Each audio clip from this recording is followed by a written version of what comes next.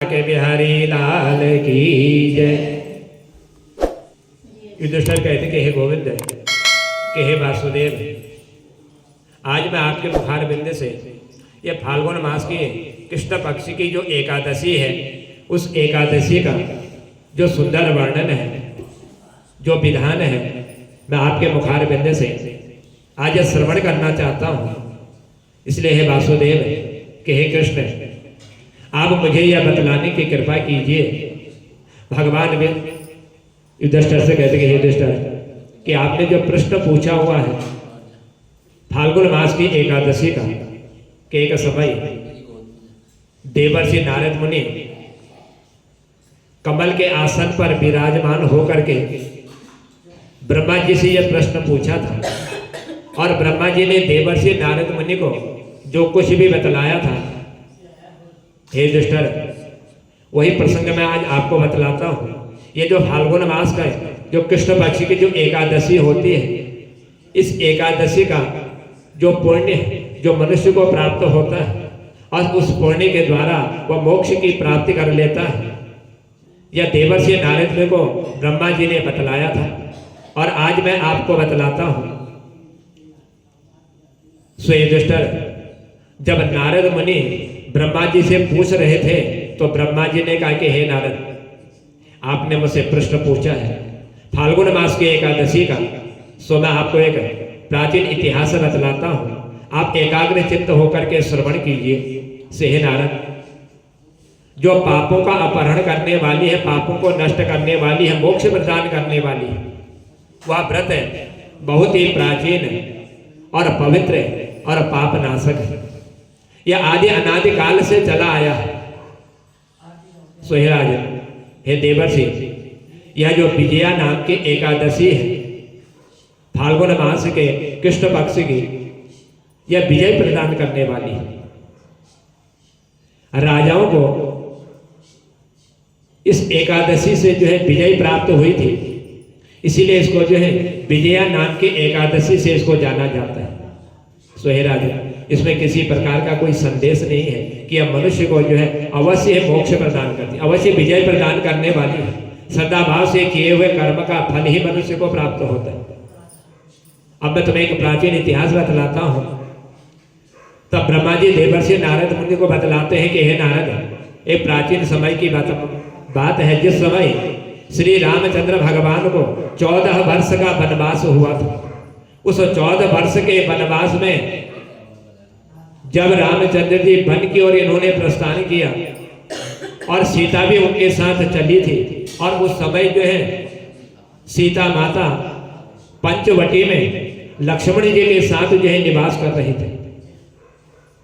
तो उसी समय रावण जो है उस स्थान पर पहुंचा, और लक्ष्मण ने सीता से कहा था कि हे सीते, मैं इस कुटिया के बाहर एक रेखा खींच के जा रहा हूं, और कोई भी यदि भिक्षा मांगने आए तो रेखा से बाहर भिक्षा मत देना, इस रेखा के अंदर ही तुम जो है उसको भिक्षा प्रदान करना।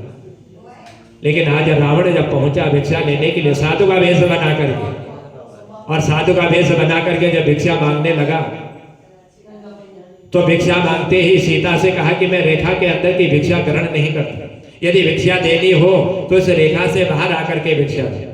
जो है सीता ने रेखा को पार किया। पार करते हुए भिक्षा जब रावण को देने लगा साधु के वेश में, तो तुरंत ही रावण ने साधु का वेश त्याग करके अपने पूर्ण रूप में विराजमान होकर के बड़ी चंचलता के साथ आज इन्होंने जो है श्री रामचंद्र भगवान की तपस्विनी सीता जी का जो है अपहरण कर लिया। और जब सीता का अपहरण रावण ने किया, आज मालूम हुआ राम को, बड़े दुखी हो गए कि रावण ने मेरी पत्नी का जो है अपहरण कर लिया हो। बड़े व्याकुल हुए। उस समय सीता की खोज करते हुए आज रामचंद्र जो है वन में भ्रमण कर रहे हैं, हर जगह घूम रहे हैं। जो भी मिल जाता वन में सबसे पूछने लग जाते कि किसी ने मेरी सीता को देखा हुआ। ढूंढते ढूंढते आज श्री रामचंद्र कुछ आगे पहुंचे, और आगे जाकर के आज रामचंद्र जी की मुलाकात जो है जटायु से हो। जटायु मिले, जिनकी आयु जो है समाप्त हो चुकी थी, अवस्था पूर्ण हो चुकी थी, वृद्ध शरीर हो चुका था। और उसके बाद आज रामचंद्र भगवान जो है वन के भीतर जो है कवंद नामक एक राक्षस जब इनको वहां पर मिला तो रामचंद्र ने उस राक्षस का जो है उस वन में वध किया। और वध करने के बाद जो ही रामचंद्र जी उस आगे की ओर इन्होंने प्रस्थान किया सीता की खोज करते हुए, तो सुग्रीव इनको उस मार्ग पर मिले और सुग्रीव से आज रामचंद्र जी की जो है मित्रता हुई। और जब इन दोनों की मित्रता हुई उसके पश्चात श्री राम के लिए आज वानरों ने एक सेना जो एकत्रित करी, एक सेना बनाई सीता का पता करने के लिए और रावण से सीता को मुक्ति प्रदान करने के लिए। और तुरंत ही जब सेना तैयार हो गई तो हनुमान जी ने लंका में प्रवेश किया, लंका के बगीचे में पहुंचे जो रावण का बगीचा था।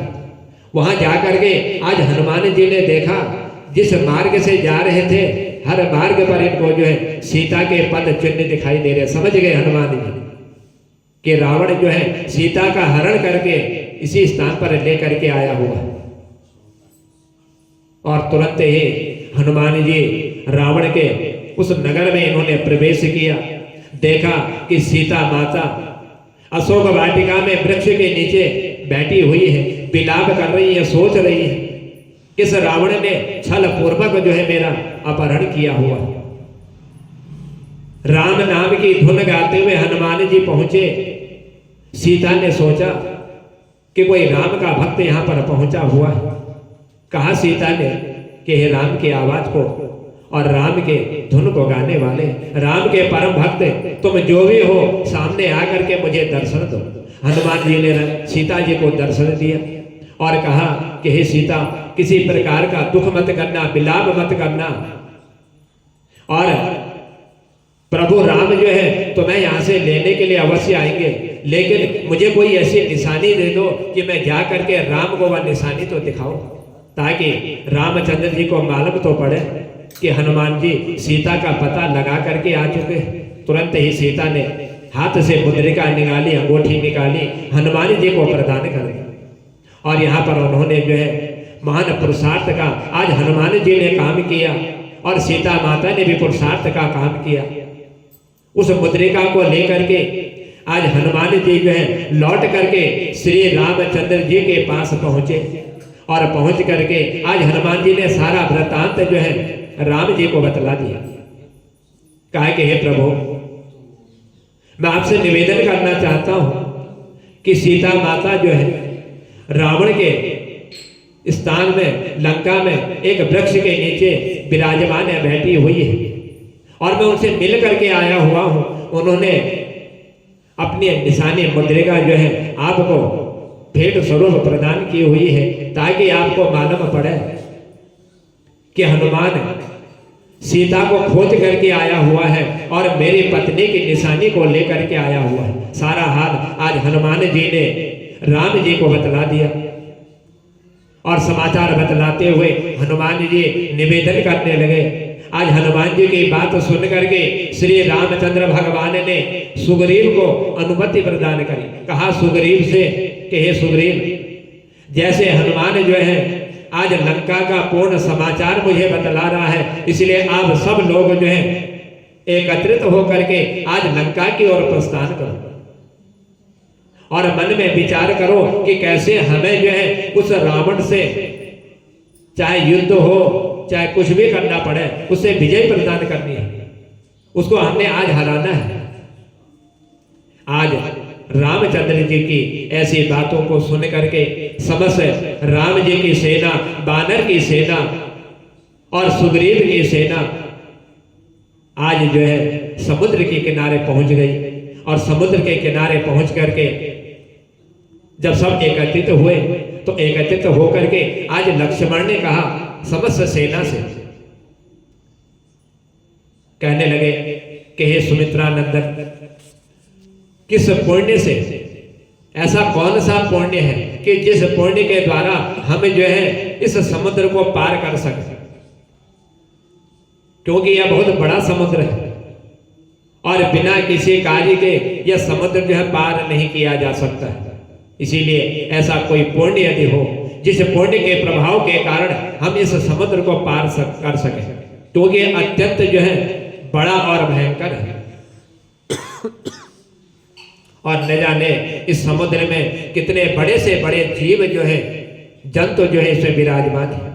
इन जीव जंतुओं से भरा हुआ समुद्र है, लेकिन मुझे इस समुद्र को देख करके आज कोई ऐसा उपाय नहीं दिखाई दे रहा है कि जिस उपाय के द्वारा हम इस समुद्र को जो है पार कर सके। कोई ऐसा उपाय बतलाइए जिसके द्वारा हम लंका में जा करके सीता को जो है लेकर के राम जी उनका मिलाप करवा दे।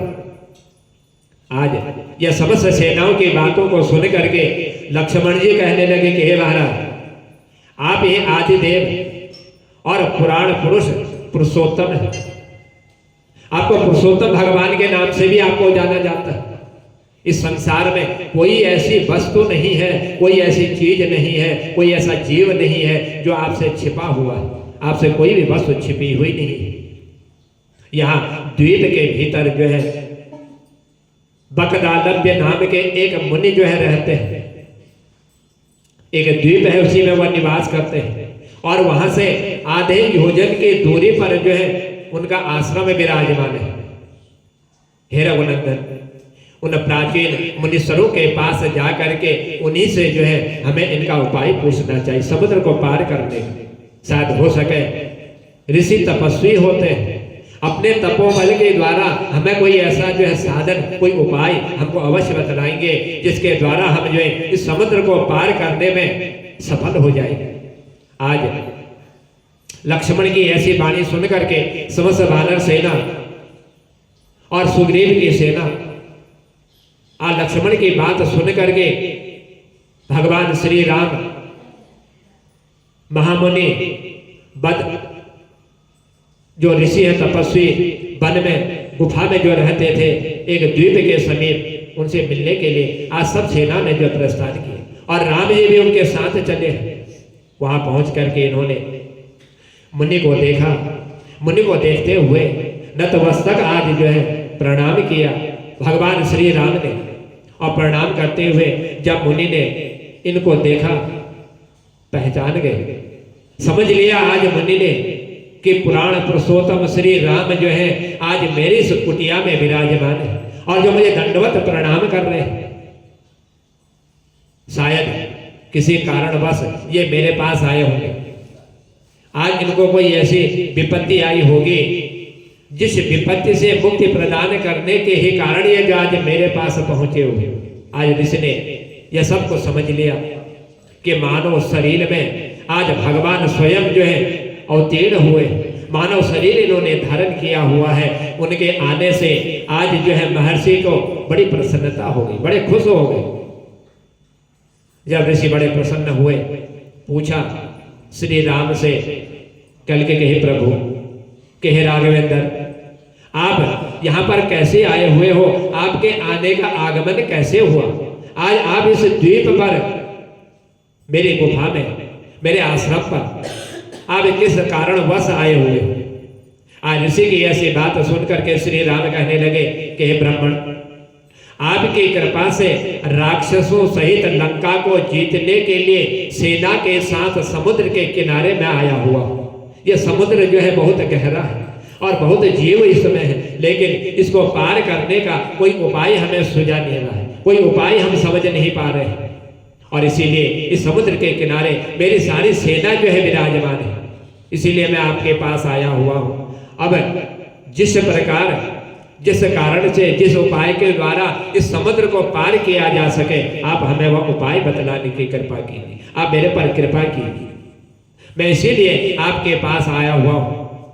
आज बगदालव्य नाम के जो ऋषि हैं, जिनको रामचंद्र भगवान ने दंडवत प्रणाम किया हुआ है, और जो ऋषि राम से पूछ रहे हैं और राम ने ऋषि से जो कुछ बतलाया है, तो कहने लगे कि हे राम, कि हे राघवेंद्र, कि आपको जो है इस समुद्र पार करने में और लंका पर विजय प्रदान करने के लिए और सीता को रावण से मुक्ति प्रदान करने का मैं एक उपाय तुम्हें बतलाता हूं। यदि आपने इस उपाय को कर लिया तो समझ लीजिए कि आपका कार्य जो है सफल हो जाए। तो कहने लगे ऋषि कि हे प्रभु, आज आपके दर्शन मुझे हो गए, मैं बड़ा धन्य हो गया हूँ। और आप जो है जिस उपाय के लिए मेरे पास पहुंचे हुए हैं, यह फाल्गुन मास के कृष्ण पक्ष की जो विजया नाम की एकादशी आती है, यह विजया एकादशी नाम के व्रत करने से जो है आपकी विजय हो जाएगी, आप लंका पर विजय प्रदान कर लेंगे। क्योंकि यह एकादशी जो है मनुष्य को विजय प्रदान करने वाली और मोक्ष प्रदान करने वाली, निश्चय ही आप और आपकी यह वानर सेना सब जो है इस समुद्र को पार कर लेंगे। यह विजया नाम की एकादशी का इतना महान पुण्य फल प्रदान करने वाला है। इसलिए हे राजन, अब इस व्रत की फलदायक जो विधि है उस विधि को भी मैं आपको श्रवण करा देता हूं कि कौन सी ऐसी विधि जो फल प्रदान करने वाली है। आज ऋषि श्री रामचंद्र भगवान को बतलाते हैं कि हे राघवेंद्र, यह 10वीं का दिन आने पर एक कलश को तुम स्थापित करना। वह कलश जो है सोने का, चांदी का, तांबे का या मिट्टी का, किसी का भी हो, उस कलश को स्थापित करना। उस कलश को मैं जल भर करके उसमें जो है कुछ पत्ते डाल देना और उनके ऊपर भगवान नारायण की स्वर्ण से बनी हुई एक मूर्ति को स्थापित कर देना। और फिर जब एकादशी का दिन आवे तो एकादशी के दिन प्रातः काल उठ करके स्नान करना। उस कलश को पुनः जो है स्थिरता पूर्वक स्थापित करना। माला, चंदन, सुपारी, नारियल आदि के द्वारा विशेष रूप से उस कलश का तुम पूजन करना। कलश के ऊपर 7 प्रकार के अनाज रखना। धूप दीप अनेक प्रकार के जो भगवान को प्रिय लगने वाले भोज्य पदार्थ नैवेद्य हैं वह सब तुम जो है उसके समीप रखना और उसका पूजन करना। कलश के सामने बैठ करके सारा दिन पुण्य प्रदान करने वाली कथाओं का तुम श्रवण करना, उनकी वार्ता करना, भगवान के नाम का चिंतन करना और अपना समय जो है इसी प्रकार तुम जो है एकादशी का व्यतीत करना। उस समय अपने मन में ना तो रावण का तुम्हें चिंतन करना है, ना सीता का तुम्हें चिंतन करना है, मात्र भगवान की ही छवि को तुमने जो है अपने मन में बसा करके उनका चिंतन करना है। और ऐसा करते हुए जब रात्रि का समय प्रारंभ होगा उस रात्रि के समय में तुम फिर जागरण करना और अखंड व्रत की सिद्धि के लिए एक घी का दीपक जलाना। प्रातःकाल सूर्योदय से लेकर के एकादशी की पूरी रात और सुबह द्वादशी के सूर्योदय तक तो है इस दीपक को तुम जला करके रखना। और फिर जब द्वादशी का दिन आवे, द्वादशी के दिन सूर्योदय होने पर जो कलश तुमने स्थापित किया हुआ है उस कलश को किसी जलाशय के समीप ले जाना या नदी में या झरने में या किसी तालाब में ले जा करके उस कलश को वहां पर तुम स्थापित कर देना। और हे राघवेंद्र, फिर विधि पूर्वक पूजा करके देव प्रतिमा सहित उस कलश को जो विद्वान, जो ब्राह्मण हो, जो वेदों को जानने वाले हो, जो ज्ञान के भंडार हो, वह कलश, वह स्वर्ण मूर्ति सहित जो है उनको दान कर देना, भेंट कर देना। सो हे महाराज, कलश के साथ ही साथ जो है जो बड़े से बड़े दान हैं वह दान भी तुम कर देना। और यदि तुमने इस तरह से इस विजया नाम की एकादशी का उपवास कर लिया, रात्रि जागरण तुमने कर लिया, तो समझ लो तुम्हारे सारे मनोरथ जो है पूर्ण हो जाएंगे। हे श्री राम, आप अपने ये समस्त सेनाओं को साथ लेकर के विधि पूर्वक, प्रयत्न पूर्वक, श्रद्धा भाव के द्वारा आज तुम इस एकादशी का उपवास कर लो। आज ऋषि के कहने पर भगवान राघवेंद्र ने जैसे जैसे ऋषि ने इनको बतलाया था उसी तरह से इन्होंने जो है इस विजया नाम की एकादशी का उपवास इन्होंने प्रारंभ किया। और प्रारंभ करते हुए ऋषि ने कहा था कि तुम्हें विजय प्राप्त होगी यदि तुमने इस अनुष्ठान को पूर्ण कर लिया। तब ब्रह्मा जी देवर्षि नारद मुनि से कहते हैं कि हे नारद, यह सुन करके आज श्री रामचंद्र भगवान ने उस मुनि के कहने के अनुसार ही जो है इस विजया नाम के एकादशी का व्रत इन्होंने प्रारंभ किया। जैसा बतलाया था ऋषि ने उसी विधि विधान के अनुसार यह सब पूर्ण किया। और उस व्रत के करने से श्री रामचंद्र भगवान जब उस कलश को दान करते हुए अपनी सेना के पास पहुंचे और सेना को लेकर के जब लंका में इन्होंने प्रवेश किया समुद्र को पार करते हुए, और समुद्र पार करके लंका में पहुंचे और लंका में जा करके हनुमान जी ने जो कुछ राम जी को बतलाया था उसी के अनुसार सीता का इन्होंने पता लगाया। रावण से युद्ध हुआ। इस विजया नाम के एकादशी से श्री रामचंद्र भगवान को लंका में विजय प्राप्त हो और इन्होंने संग्राम में रावण का जो है वध कर दिया और लंका पर आज रामचंद्र ने विजय प्राप्त करते हुए सीता को जो है प्राप्त किया था। सो हे नारद के हे पुत्र, यदि मनुष्य जो है इस संसार में श्री रामचंद्र भगवान की ही तरह और ऋषि के कहने के अनुसार इस विजया नाम की एकादशी का यदि कोई उपवास कर लेता, व्रत कर लेता है, तो इस लोक में उसको विजय प्राप्त अवश्य होती है और उसका परलोक में भी जो है अक्षय फल उसको जो है प्राप्त होने लग जाता है। इसलिए हे राजन, यह विजया नाम की एकादशी इसी तरह से मनुष्य को जो है विजय प्रदान करने वाली। कार्य किसी का रुका हुआ हो, किसी का कार्य सुलभ ना हो रहा हो, यदि विजया नाम के एकादशी का अनुष्ठान कर लिया तो उस कार्य में यह विजय प्रदान करने वाली है।